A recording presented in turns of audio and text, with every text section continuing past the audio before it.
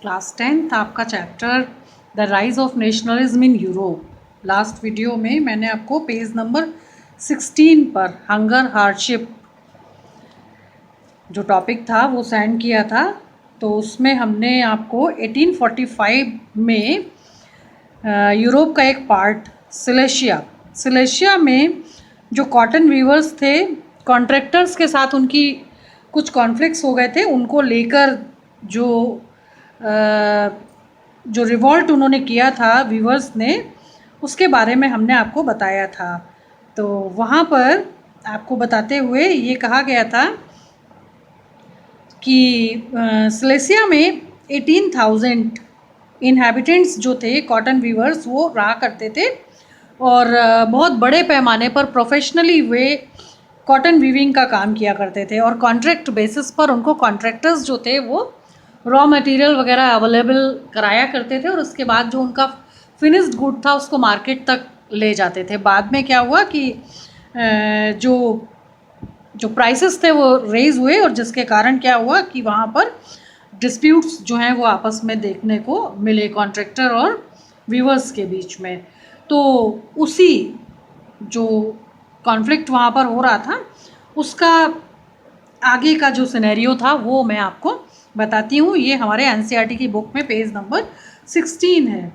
और on 4th June at 2 PM a large crowd of weavers emerged from their homes and marched in Paris up to the mention of their contractor demanding higher wages। यानी 4 जून 1845 की बात है कि एक बहुत बड़ी भीड़ जो थी बुनकरों की वो इकट्ठा हुई, अपने अपने घरों से निकले और इन्होंने मार्च किया। और मार्च मीन्स होता है यानी पैदल चलकर जा रहे थे वो, और फ्रांस का जो कैपिटल सिटी है पेरिस, वहाँ पहुँचे और वहाँ जाकर उन्होंने क्या किया कि जो कॉन्ट्रैक्टर थे उनके मैंशन से, उनके मैंशन का मतलब कि मैंशन मीन्स हवेली, एक पुराना बड़े साइज़ का जो घर था, उनके मैंशन से होकर वो पैदल यात्रा करते हुए निकले डिमांडिंग हायर वेजेस। और कॉन्ट्रैक्टर्स से वो हायर वेजेस की मांग कर रहे थे, यानी कि अपने जो पारिश्रमिक थे उन्हें बढ़ाने की मांग कर रहे थे। They were treated with scorn and threats alternately. उन्होंने देखा था कि जो कॉन्ट्रैक्टर्स हैं उनके साथ बहुत ही यानी दुर्व्यवहार किया करते थे, या उनका रवैया जो था वो बहुत ही दुर्व्यवहारपूर्ण था। और यहाँ पर एक वर्ड आया स्कॉन, SCORN। स्कॉन मीन्स होता है तिरस्कारपूर्ण। तो उन्होंने देखा था कि जो कॉन्ट्रैक्टर्स हैं उनके साथ तिरस्कारपूर्ण व्यवहार करते थे, तो वे इस प्रकार के व्यवहार से काफ़ी दुखी थे। फॉलोइंग दिस एक ग्रुप ऑफ दैम, यानी कि जो मार्च में शामिल जो लोग थे, जो वीवर्स थे, उन्हीं में से एक ग्रुप ने क्या किया कि forced their way into the house, कि वे अपने बल के साथ जो कॉन्ट्रैक्टर थे उनकी हवेली में घुस गए। और घुसने के बाद उन्होंने क्या किया कि into the house smashed it's elegant window panes, और उन्होंने क्या किया कि उनकी जो खिड़कियों के कीमती कांच थे उनको तोड़ दिया। एंड फर्नीचर, और उनके फर्नीचर को भी नुकसान पहुंचाया क्योंकि वो क्रुद्ध थे, नाराज़ थे इसलिए।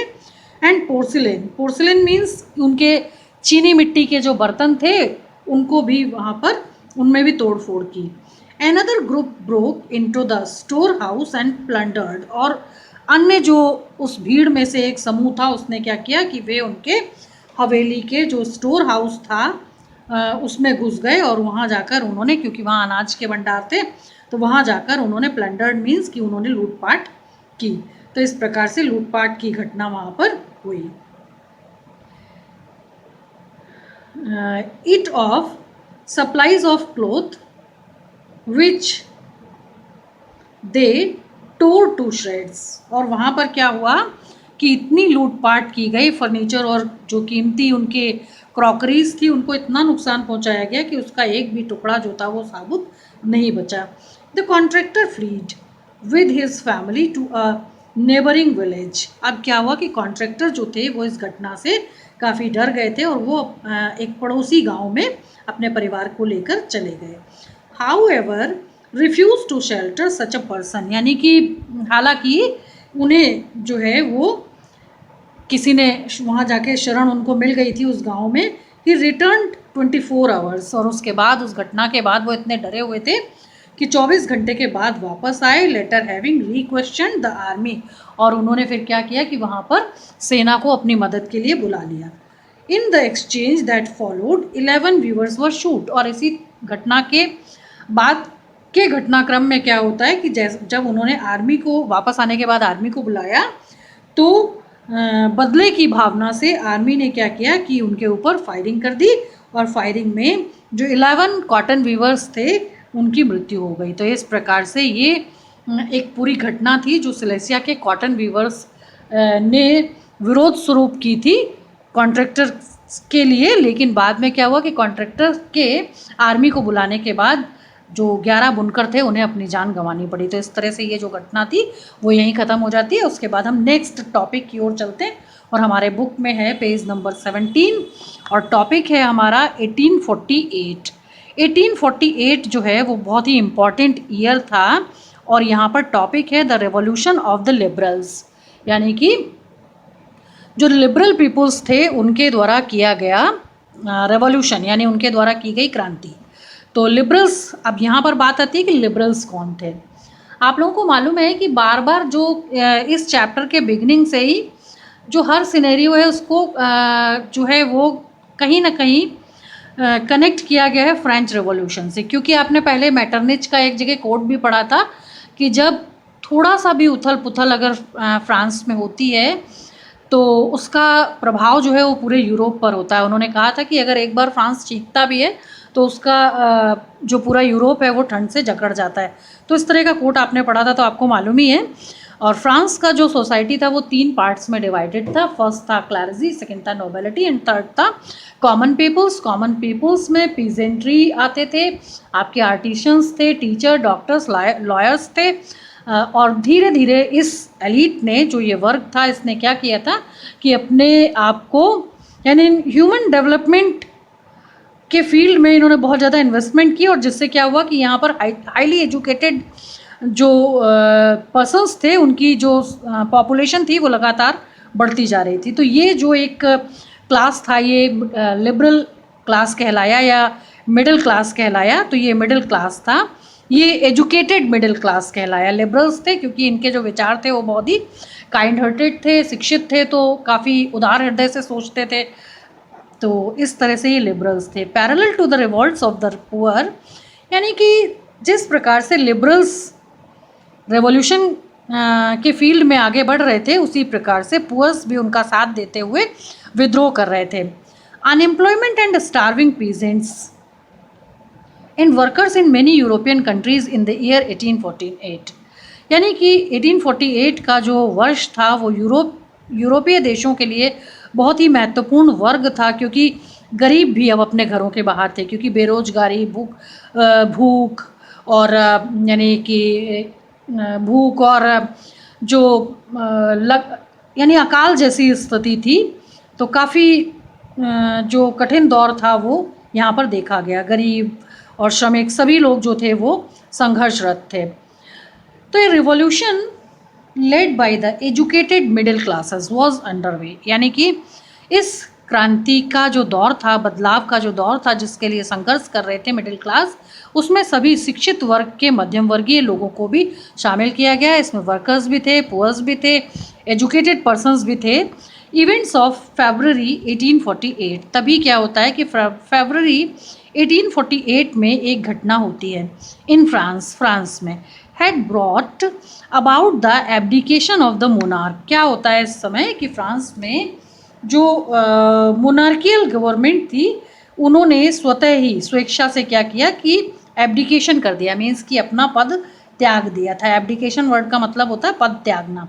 तो उन्होंने स्वेच्छा से ही पद त्याग दिया। पद क्यों त्याग दिया था? क्योंकि आपको मालूम होगा कि लगातार पहले भी आपने पढ़ा कि जितना कन्वर्सेशन हमने पीछे भी किया है वहाँ पर भी है कि जो फ्रेंच पीपल थे उन्होंने एक लंबा संघर्ष जो है वो अपने अधिकारों को प्राप्त करने के लिए, समाज में बदलाव करने के लिए जो है उन्हें करना पड़ा। उसके लिए उन्हें बहुत सारे संघर्ष करने पड़े थे। तो जिस कारण से क्या हुआ कि जो मोनार्क थे उन्हें एब्डिकेशन करना पड़ा। तो एब्डिकेशन करने के लिए, शायद रूलर जो रहे होंगे, आपको उनका नाम एक बार मैं याद दिला दूं, शायद आपको याद ना हो, उनका नाम था लुइस फिलिप। क्योंकि आप लोगों को याद होगा कि जब जो लुई 16 थे, लुई 16 को फांसी दे दी गई थी। उसके बाद वहाँ पर यानी फ्रांस जो था वो रिपब्लिक बना। उसके बाद जब नेपोलियन बोनापार्ट 1804 में अपने आप को उन्होंने क्राउन्ड हिमसेल्फ जब उन्होंने बताया, उसके बाद 1815 तक उनका समय रहा। और उसके बाद 1815 के बाद वाटरलू की लड़ाई में वो हार गए। और हारने के बाद क्या हुआ कि जब वे हार गए थे, तब उनकी हार के बाद लुइस फिलिप नाम के एक शासक थे जो फ्रांस के सिंहासन पर बैठे। और इस प्रकार से उन्होंने जो मोनार्कियल सिस्टम था उसको रिस्टोर किया। तो यहाँ पर उन्होंने स्वेच्छा से अपना पद जो था उसे त्याग दिया था, क्योंकि जो रेवोल्यूशनरी आइडियाज़ थे वो यहाँ पर लोगों के बीच बहुत कॉमन दिख रहे थे।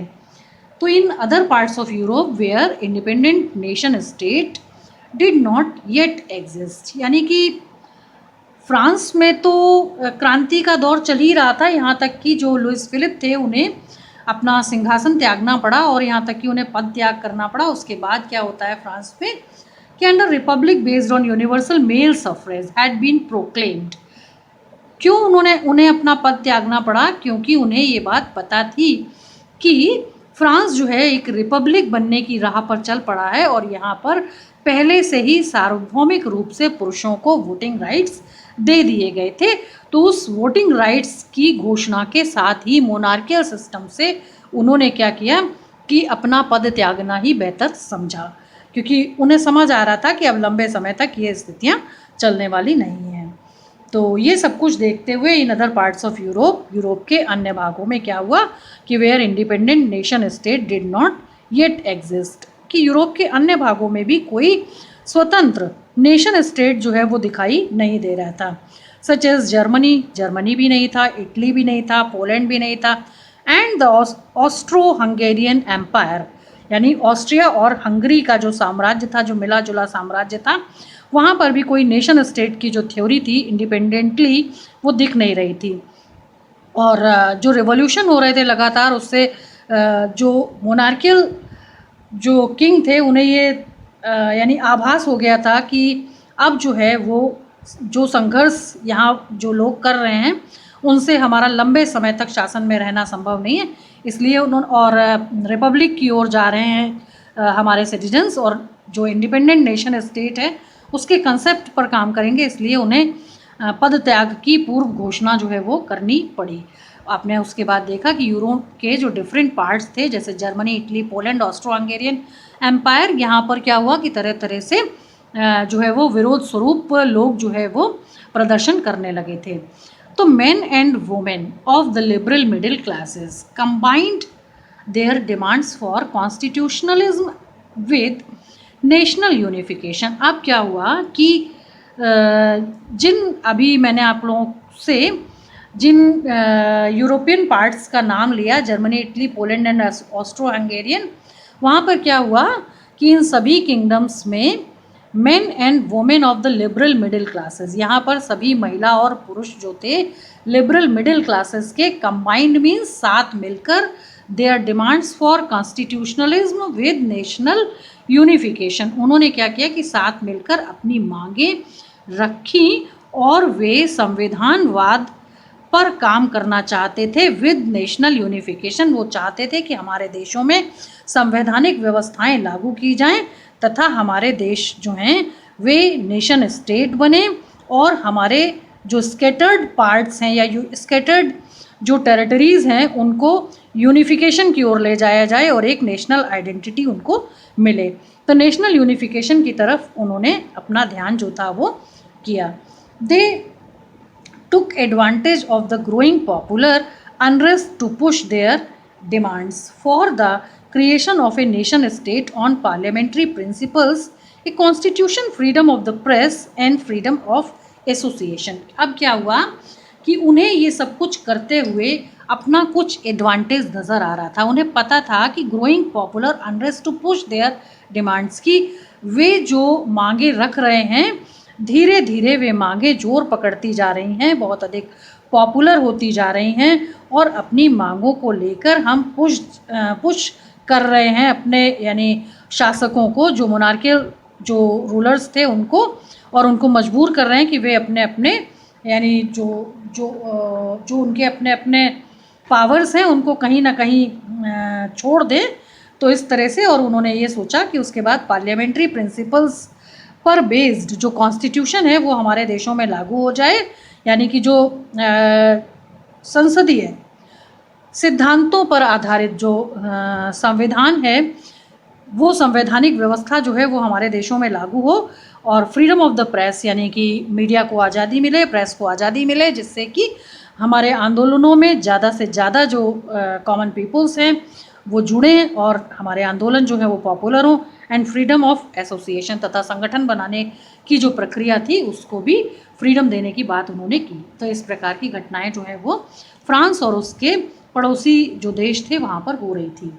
इन द जर्मन रीजन्स, अब बात आती है जर्मनी की, और जर्मनी का जो पूर्व नाम है, जो पुराना नाम है, उसे प्रूसिया कहा जाता था। In the German regions a large number of political associations, यानी कि जर्मनी नाम का जो भौगोलिक क्षेत्र था वहाँ पर भी बड़ी संख्या में पॉलिटिकल एसोसिएशन यानी कि राजनीतिक जो संगठन थे उनका निर्माण किया गया, whose members were middle class professionals, businessman and prosperous artisans, यानी यहाँ पर भी मध्यम वर्गीय जो व्यावसायिक जगत के लोग थे, जो व्यापारी वर्ग के लोग थे, जो समृद्ध कलाकार थे, शिल्पकार थे, उन सभी ने मिलकर अपना आंदोलन शुरू किया, and came together in the city of Frankfurt, और वे जो हैं वो जर्मनी के प्रसिद्ध शहर फ्रैंकफर्ट में एक साथ मिलकर आए, एंड डिसाइडेड टू वोट, और उन्होंने निश्चय किया कि अब हम वोट करेंगे for an all German national assembly, जिसमें कि ऑल जर्मन नेशनल असेंबली यानी कि एक ऐसी पार्लियामेंट्री सिस्टम की शुरुआत करेंगे जिससे कि हमारे देश का यूनिफिकेशन आसानी से हो जाए। ऑन 18 मई 1848 यानी 18 मई 1848 की घटना है कि 831 इलेक्टेड रिप्रेजेंटेटिव्स, जो उन्होंने वोट किया था उसके बेसिस पर 831 इलेक्टेड रिप्रेजेंटेटिव्स यानी उस अपने जो एसोसिएशंस बनाए थे उसमें से 831 जो थे वो प्रतिनिधि उन्होंने चुने, मार्च्ड इन ए फेस्टिव प्रोसेशन, और उसके बाद वो बड़े उत्साह के साथ प्रोसेशन यानी अपने प्रदर्शन करने वो गए, to take their places in the Frankfurt, और उसके बाद वो फ्रैंकफर्ट तक पहुँचे और फ्रैंकफर्ट के उस स्थान तक पहुँचे जहाँ वो पार्लियामेंट की व्यवस्था करने वाले थे। तो Frankfurt parliament convened in the church of Saint Paul, और इसके बाद वो सभी वहाँ इकट्ठे हुए जहाँ पर सेंट पॉल नाम का चर्च था।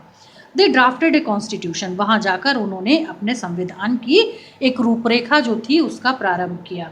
फॉर ए जर्मन नेशन, क्यों किया? ताकि वो अपने एक नेशन स्टेट यानी जर्मनी के बारे में बात कर सकें और उसका कंसेप्ट जो है उसको प्रूव कर पाएँ। तो German nation to be headed by a monarchy subject to a parliament, उन्होंने कहा कि अब तक जो मोनार्कियल सिस्टम यहाँ पर चल रहा था और यानी जिस जर्मनी के हेड जो है एक मोनार्क थे, उस विषय को हटाते हुए पार्लियामेंट्री सिस्टम जो है उसको लागू किया जाए। When the deputies offered the crown on these terms to Friedrich William fourth, तभी इसी समय क्या हुआ कि जो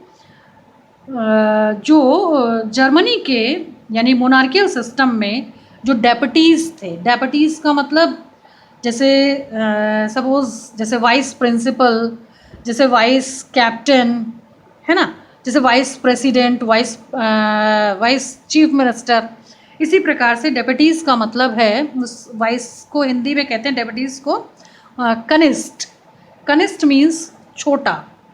तो वहाँ पर जो अथॉरिटीज़ थे जो मोनार्कियल सिस्टम में काम कर रहे थे यानी वहाँ के किंग के साथ, उन्होंने क्या किया कि he offered the crown on these terms to Frederick William, उन्होंने क्या किया कि फ्रेडरिक विलियम फोर्थ नाम के जो किंग थे वहाँ के, उन्हें वहाँ का क्राउन यानी मुकुट जो था वो उनको प्रपोज किया ऑफ प्रूसिया, यानी कि he was king of Prussia. इनका नाम था फ्रेडरिच विलियम फोर्थ। ये वहाँ पर प्रूसिया के यानी जर्मनी के राजा थे उस समय तक। तो इनको जो डेप्यूटीज़ थे, यानी कि इनके इतनी सारी जो संवैधानिक घटनाएं हो रही थी, उसी बीच में क्या हुआ कि इनके जो राज्य के डेप्यूटीज़ थे उन्होंने इनको क्राउन जो था वो ऑफ़र किया कि आप जो है वो राजा बनिए। तो ये थे विलियम किंग्स फोर्थ, प्रूसिया के राजा थे उस समय तक। ही रिजेक्टेड इट, लेकिन इन्होंने क्या किया कि जो प्रपोजल था, जो ऑफ़र उनको दिया था वहाँ के डेप्यूटीज़ ने, उसको रिजेक्ट किया and joined other monarchs to oppose the elected assembly. और उन्होंने उसके बाद क्या किया कि अन्य जो मोनार्क्स थे, यानी यूरोप के अन्य पार्ट्स के जो राजा वगैरह थे, उनके साथ जाकर उनको ज्वाइन कर लिया। और ज्वाइन उन्होंने इसलिए किया कि जो इलेक्टेड असेंबली वाला जो सिस्टम जर्मनी में भी दिखने जा रहा था उन्हें, वो उसके परिणामों से यानी कि बहुत गंभीर थे और उन्हें मालूम था कि शीघ्र ही उन्हें अपना सिंहासन छोड़ना पड़ेगा। तो इसलिए उन्होंने क्या किया कि जो इस प्रकार के असेंबली सिस्टम या पार्लियामेंट्री सिस्टम को अपोज करने वाले जो मोनार्क्स थे उनके साथ जाकर मिल गए। ठीक है, तो अब हम यहाँ पर देखते हैं कि जो फ्रेडरिक विलियम फोर्थ थे वो कौन थे। ये एक सबसे महत्वपूर्ण बात है, तो हम उनके बारे में पहले पढ़ते हैं कि वो कौन थे, कहाँ से आए, क्या थे वो। तो यहाँ पर है कि इनका नाम था, हमारे बुक में स्पेलिंग दी हुई है कि FRIEDRICH जबकि मैंने जब सर्च किया इन किंग के बारे में तो पता चला कि इनका थोड़ा सा प्रोनाउंसिएशन में अलग है। तो जहाँ मैंने सर्च किया वहाँ पता चला कि इनका नाम जो था वो फ्रेडरिक विलियम फोर्थ था। फ्रेडरिक विलियम फोर्थ जो थे, इनका जन्म हुआ था बॉर्न अक्टूबर 15, 1795। इनका जन्म जो है वो जर्मनी में ही हुआ था और इनका जन्म 15 अक्टूबर 1795 को हुआ था। जर्मनी का एक गांव था जिसका नाम था कोलन, और नियर बर्लिन, यानी कि बर्लिन जो बहुत ही प्रमुख शहर है जर्मनी का, उसके नज़दीक ही एक गांव में इनका जन्म हुआ था 15 अक्टूबर 1795 को। तथा इनकी जो मृत्यु थी वो 2 जनवरी 1861 को हुई थी। और इनकी जो मृत्यु थी वो इस दिन हुई, और वो स्थान था प्रूसिया का पोट्सडैम। पोट्सडैम जो था वो एक टाउन था जहाँ पर इनकी मृत्यु हुई। तो इनका इस तरह से जन्म जो है वो बर्लिन में हुआ था और इनकी मृत्यु जो है वो पोट्सडैम में हुई थी। 15 अक्टूबर 1795 को इनका जन्म हुआ था और 2 जनवरी 1861 को इनकी मृत्यु हुई।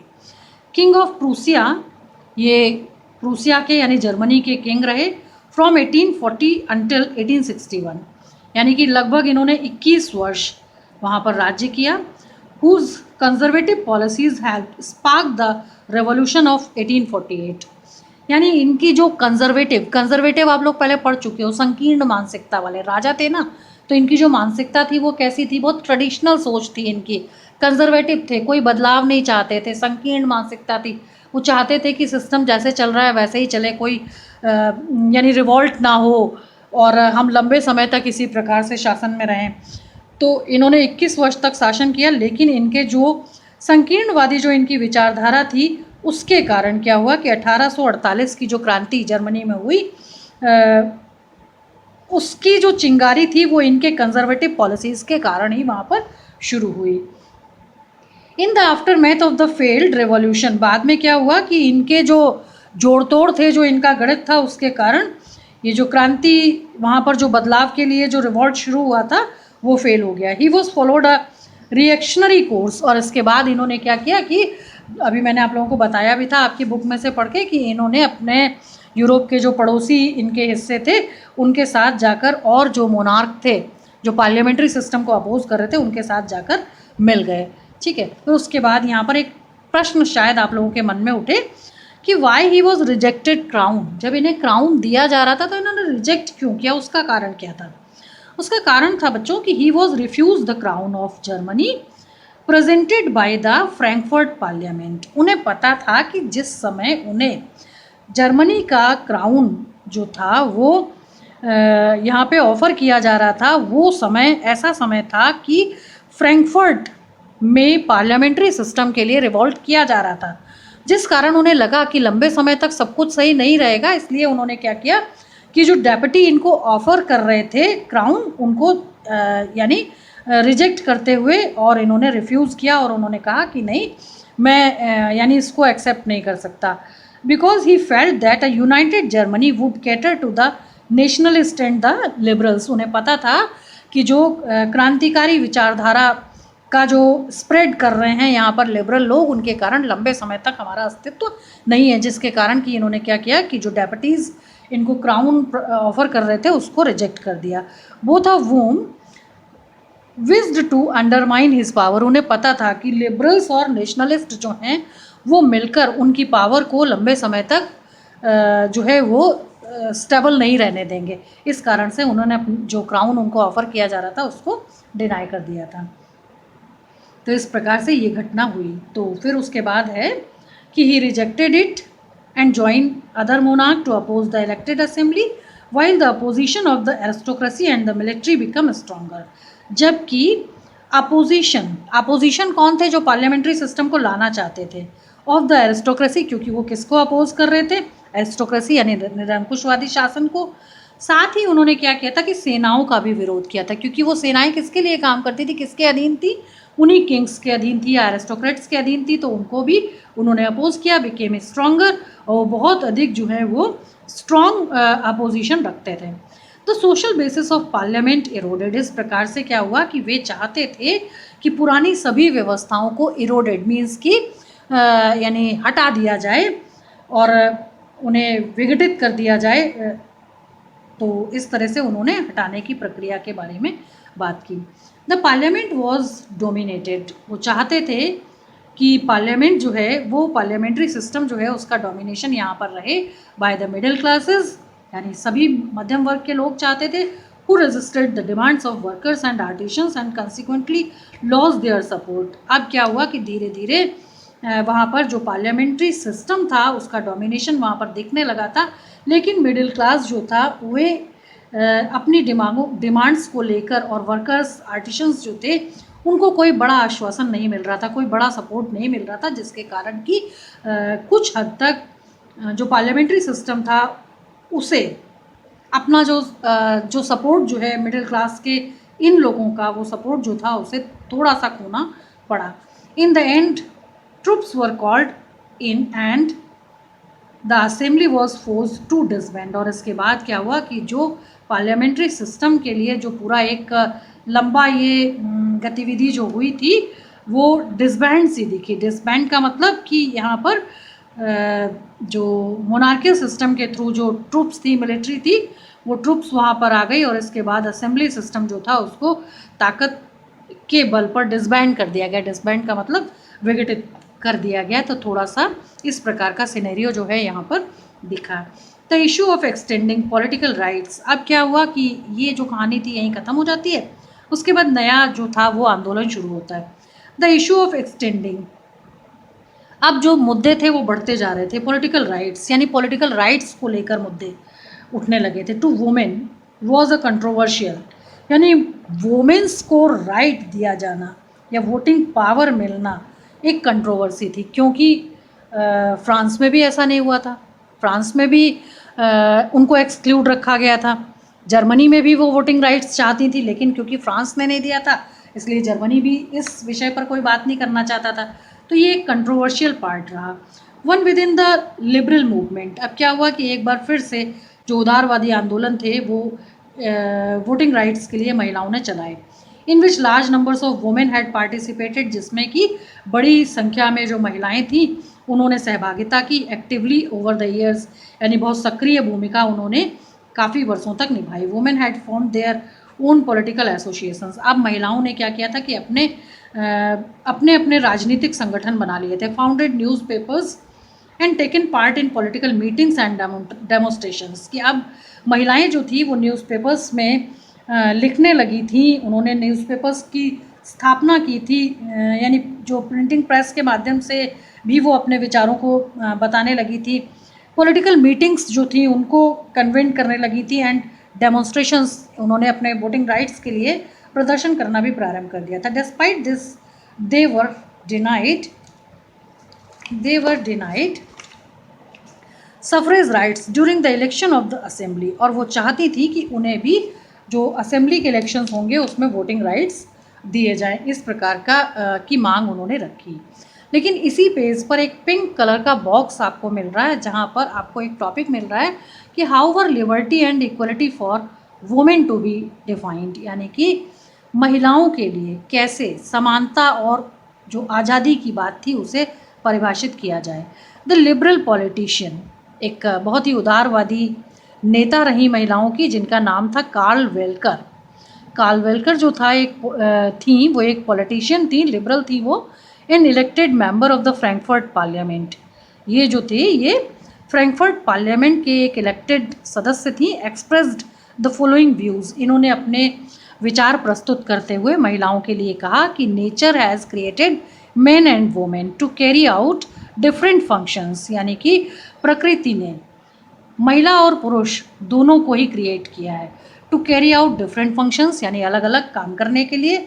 Man the stronger the bolder and the freer of the two, यानी लेकिन दोनों को क्रिएट किया है तो दोनों में से केवल पुरुषों को ही स्ट्रॉन्ग क्यों होना चाहिए, बोल्ड क्यों होना चाहिए, फ्री क्यों होना चाहिए, महिलाओं को क्यों नहीं। तो उन्होंने कहा कि has been designated as protector of the family, क्यों पुरुषों को फैमिली का यानी प्रोटेक्टर के तौर पर, रक्षक के तौर पर डेजिग्नेट किया जाता है, क्यों उनका पद जो है वो इस प्रकार का रखा जाता है। It's provider mean the public task in the domain of law, उन्होंने कहा कि इस प्रकार से जो ये डोमेन दिख रहा है पुरुषों का, या जो डेजिग्नेशन दिख रहा है उसके बारे में सोचने की ज़रूरत है। और पब्लिक टास्क यानी कि एक सार्वजनिक रूप से एक कार्य दिया जाए कि in the domain of law, और ये सार्वजनिक रूप से कानून का कार्य है कि production, defence, women, the weaker, dependent and timid. Timid means होता है डरपोक, यानी कि महिलाओं को के लिए कहा गया कि क्यों वो कमज़ोर कहलाएं, क्यों वो दूसरों पर यानी पुरुषों पर निर्भर रहें, क्यों वो डरी डरी रहें, क्यों वो प्रोटेक्शन के लिए पुरुषों पर निर्भर रहें। Requires the protection of man, क्यों उनको प्रोटेक्शन ऑफ मैन चाहिए। हर स्फेयर इज़ द होम, क्या उनकी जगह केवल घरों में ही है। The care of the children, क्या उन्हें बच्चों की देखरेख ही करनी चाहिए। द नर्सरिंग ऑफ द फैमिली, क्या उन्हें अपने परिवारों की देखरेख ही करनी चाहिए, यानी कि क्या महिलाओं का जो कार्य करने का जो एक क्षेत्र है वो इतना ही सीमित होना चाहिए। Do we require any further proof that given such differences equality between the sexes would only endanger harmony and destroy the dignity of the family, यानी उन्होंने ये कहा अपनी बात कहते हुए कि अगर इसी तरह की सोच हमने रखी तो आगे चलकर ये जो भेदभाव हम कर रहे हैं महिलाओं के साथ, जो ये डिफरेंसेस हमने कर रखे हैं, आगे जाकर क्या होगा कि इससे हम अपने समाज में यानी समानता का भाव नहीं ला पाएंगे। जो हमने लैंगिक भेदभाव जो यहाँ पर कर रखा है वो हमारे समाज में एक सामंजस्यपूर्ण जीवन यापन करने की एक शैली नहीं होगा, और ये हमारे परिवारों की डिग्निटी को डिस्ट्रॉय करेगा, साथ ही ये हमारे समाज के लिए एक खतरा जैसा दिखेगा। तो इस यानी उनका जो एक्सप्रेशन था, जो उन्होंने एक्सप्रेस किया अपने व्यूज़, उससे पता चलता है कि महिलाओं की स्थिति पर उस समय भी गंभीर रूप से यानी विचार रखे जाते थे और डिफरेंट प्लेटफॉर्म्स पर चर्चाएं की जाती थी। तो इस तरह से ये हमारा आज का टॉपिक था। उसके बाद फिर मैं आपको नेक्स्ट वीडियो में और बताऊंगी, तो इसलिए आप लोग पढ़िएगा, ठीक है।